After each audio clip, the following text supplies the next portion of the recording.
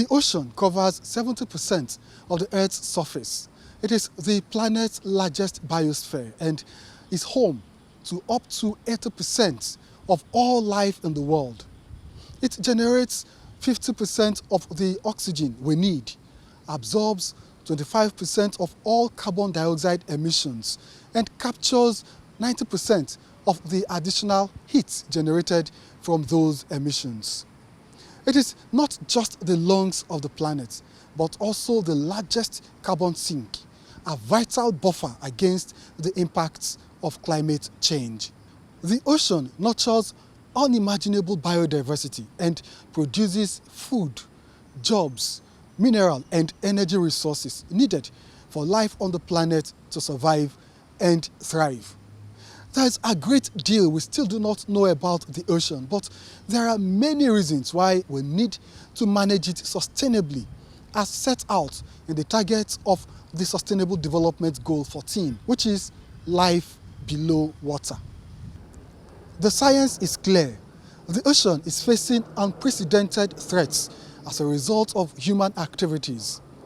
Its health and ability to sustain life will only get worse as the world population grows and human activities increase. Acting now to protect the state of our ocean is critical in addressing some of the most defining issues of our time, such as climate change, food insecurity, diseases and pandemics, diminishing biodiversity, economic inequality, and even conflicts and strife. The global community has woken up to this realization, as clearly expressed in Lisbon, Portugal, where world leaders gathered to make far-reaching commitments at the United Nations Ocean Conference 2022. On this episode of Environment Matters, we would bring you the highlights of the 2022 United Nations Conference to support the implementation of the Sustainable Development Goal 14 to conserve and sustainably use the oceans, seas, and marine resources for sustainable development. This episode will pay close attention to solutions proffered by stakeholders to the many challenges facing the health of oceans. Welcome and many thanks for joining the NTA on this episode of the program. I'm Onengiye Fineface. Harmony of biodiversity destroyed, birthing climate crisis and crying faces. Dicey situation indeed, yet we carry on like a bull in a china shop. On Environment Matters, we take the bull by the horns, comb the nooks and cranny of Nigeria. Asking tough questions. Examining challenges and opportunities. Giving human face to the science, facts, faiths, and global agreements. It's a call for action. Don't miss it. Join award-winning environmental journalist Jennifer Igwe and other NTA Eco reporters for Environment Matters.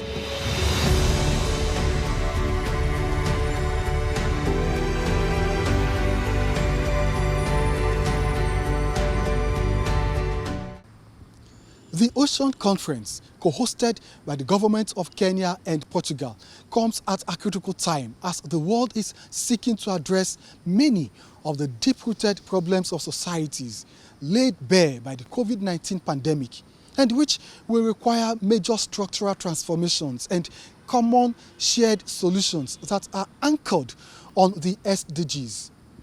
To mobilize action, the conference propelled much-needed science-based innovative solutions aimed at starting a new chapter of global ocean action. I declare open the 2022 United Nations Conference to support the implementation of Sustainable Development Goal 14, conserve and sustainably use the ocean, seas, and marine resources for sustainable development. I call to order its first plenary meeting.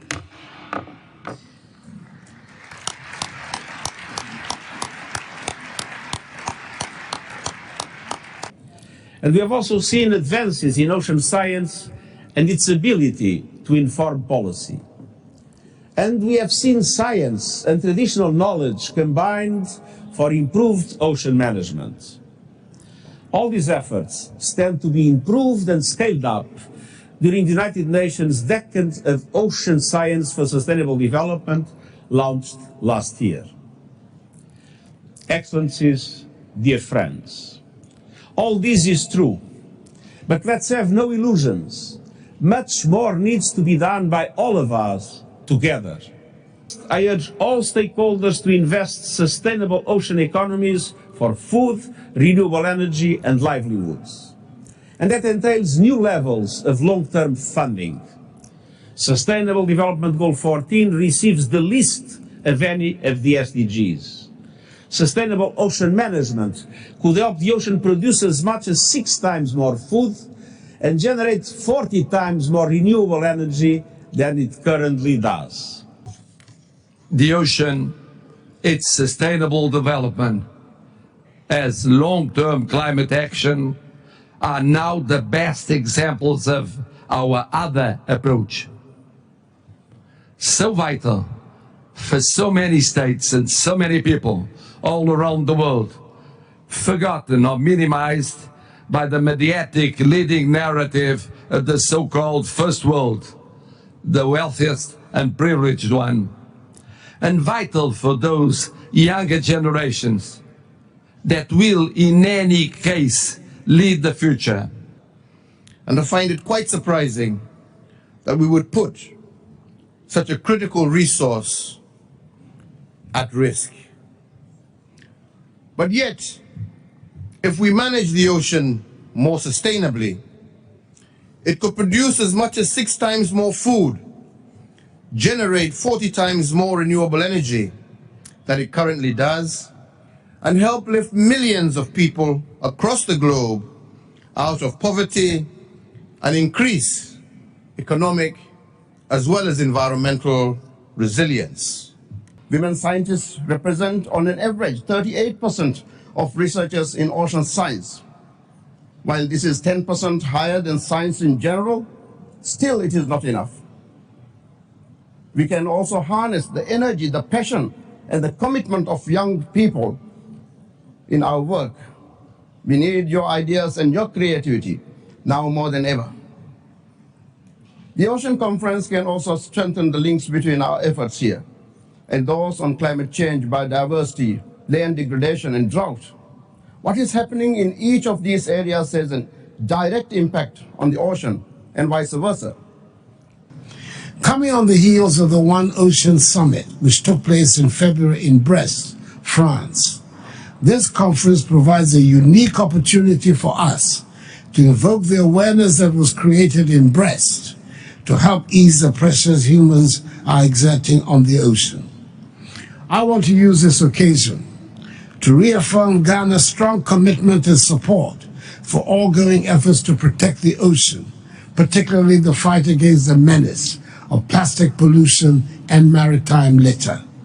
Several sessions, including high-level dialogues, side events, SDG moments, and plenary, discussed topical issues on ocean health.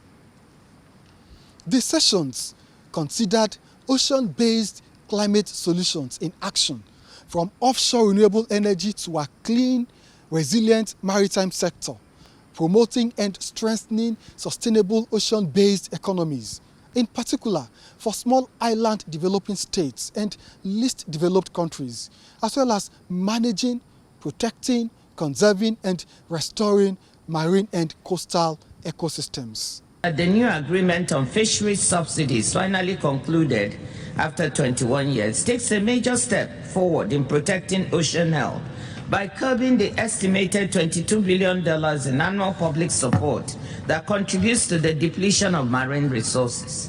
It bans subsidies that contribute to illegal, unreported, and unregulated fishing, as well as fishing in the unregulated high seas and in overfished stocks.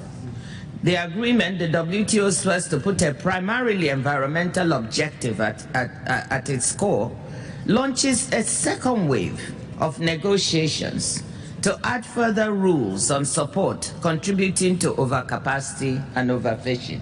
While these prohibitions are significant, the new Fisheries Subsidies Agreement goes even further in promoting sustainability. Specifically, the agreement establishes a fund starting at $10 million but going up to $20 million or more to provide technical assistance and capacity building to developing countries, helping them implement the new rules and improve their fisheries management. The WTO will cooperate with other organizations, the World Bank, my colleague Mari Pangestu is right here and we've been talking, the FAO and IFAD, to coordinate and focus efforts where they are needed. We've already received $5 million in pledges from donor countries and more is coming. In addition, the agreement's substantial notification requirements will greatly improve data on fisheries, including member support programs, fish stocks and management measures. It will also provide a means for members to notify others of vessels and operators caught for IUU fishing, ending subsidies and bringing much needed transparency to the murky world of illegal fishing. In the meantime, what you can do for us is to encourage your countries to take quick action to deposit their instruments of acceptance to this new groundbreaking agreement so it can enter into effect. It enters into effect when 2/3 of our members have deposited their instruments of acceptance. So it is important to act fast. We need to protect our remaining fisheries resources. Trade and sustainability pathways can go hand in hand for a better and bluer future for SIDS, LDCs, and coastal economies.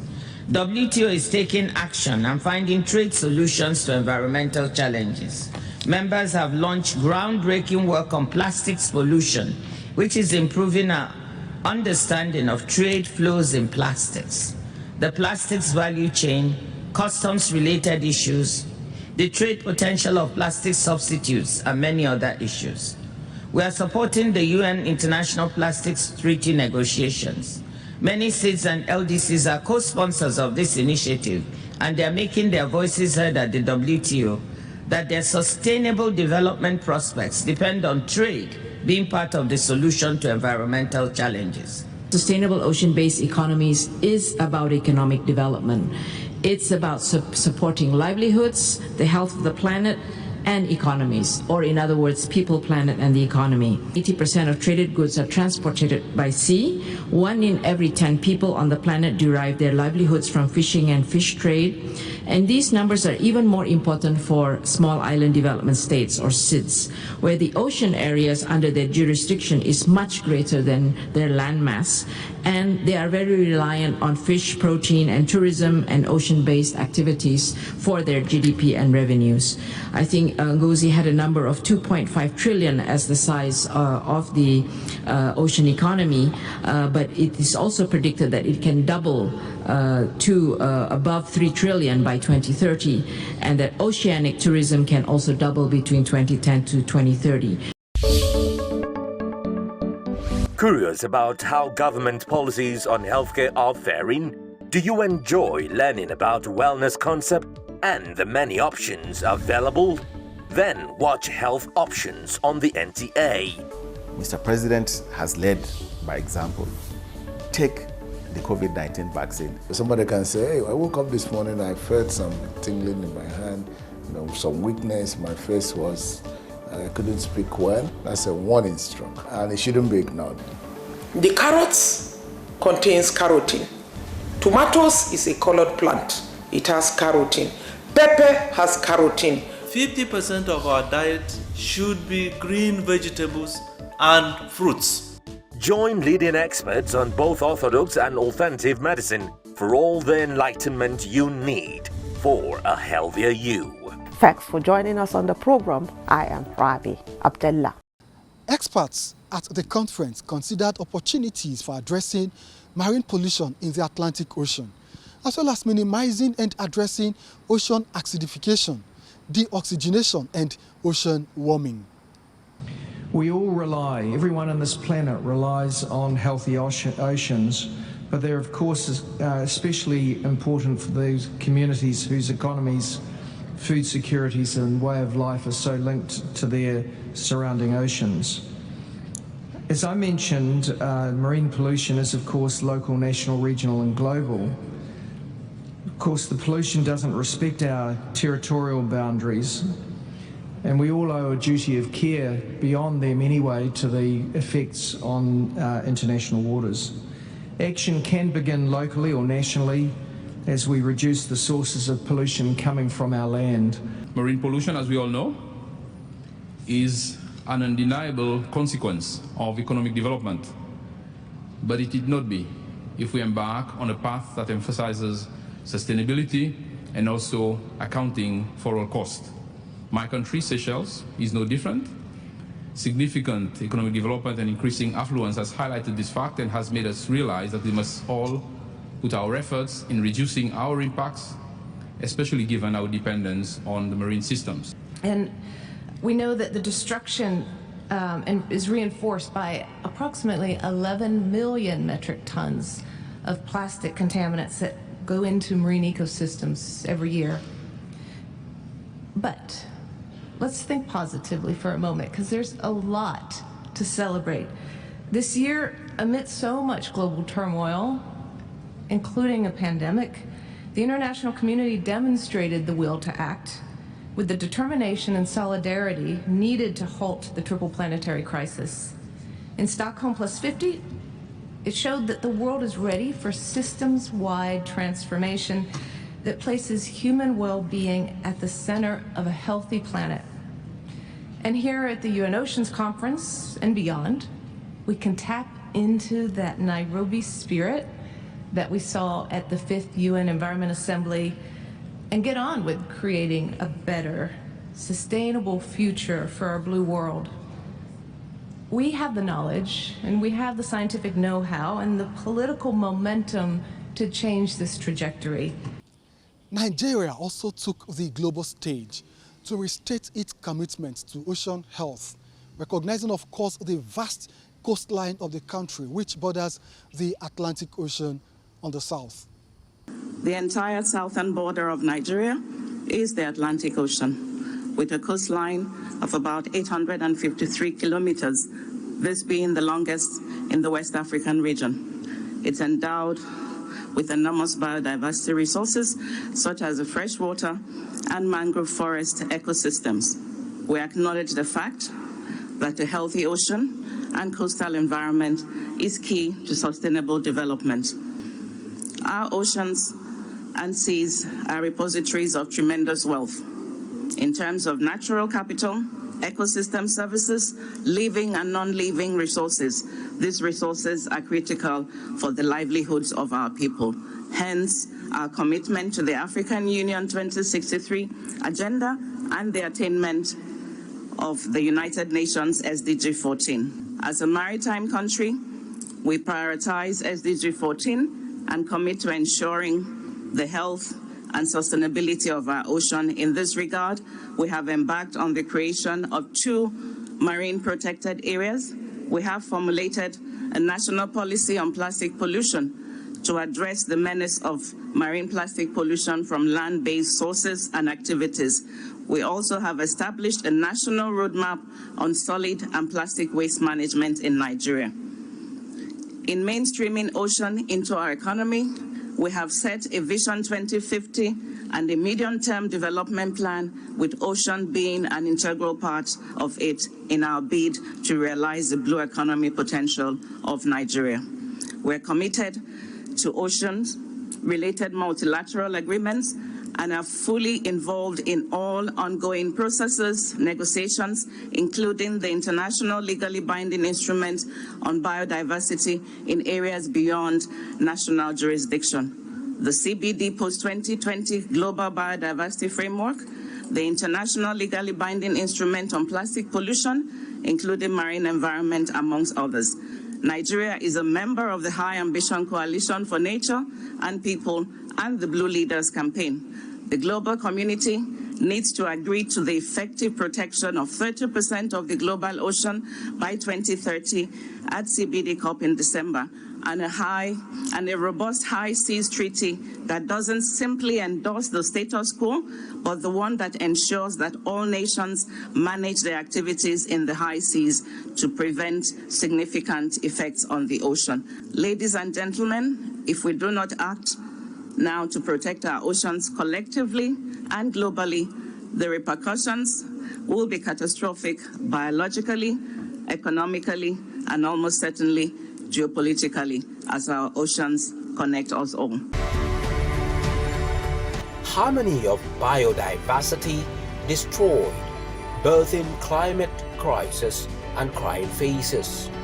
Dicey situation indeed, yet we carry on like a bull in a china shop. On Environment Matters, we take the bull by the horns, comb the nooks and cranny of Nigeria. Asking tough questions. Examining challenges and opportunities. Giving human face to the science, facts, fits, and global agreements. It's a call for action. Don't miss it. Join award-winning environmental journalist Jennifer Igwe and other NTA Eco reporters for Environment Matters.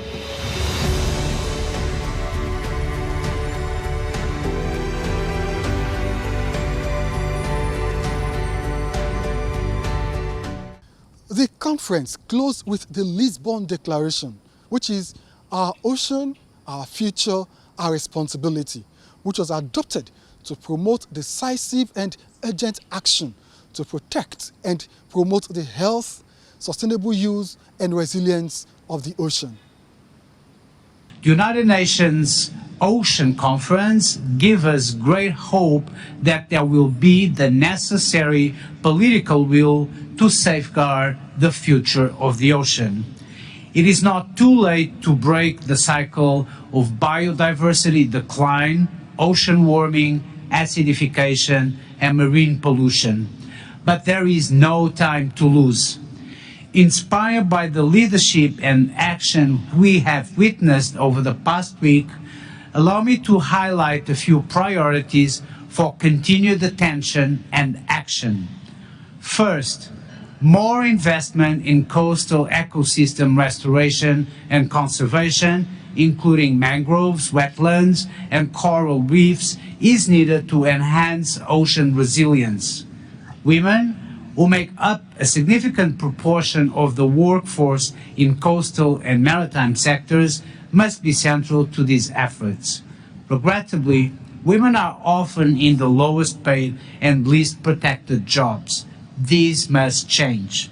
Special attention is also needed for marginalized groups to ensure that no one is left behind. The follow-up to the 2021 United Nations Food Systems Summit should be utilized to recognize the essential role of sustainable aquatic foods in our food systems. As we have entered the UN Decade of Ocean Science for Sustainable Development, ocean science must receive the support and financing needed. Ocean science and innovation are at the very heart of action for a sustainable blue planet. The Lisbon Declaration wraps up this episode of the program. Thank you for making it a date with us on Environment Matters. Join us for another episode next week. My name is Onengiye Fineface. Bye-bye.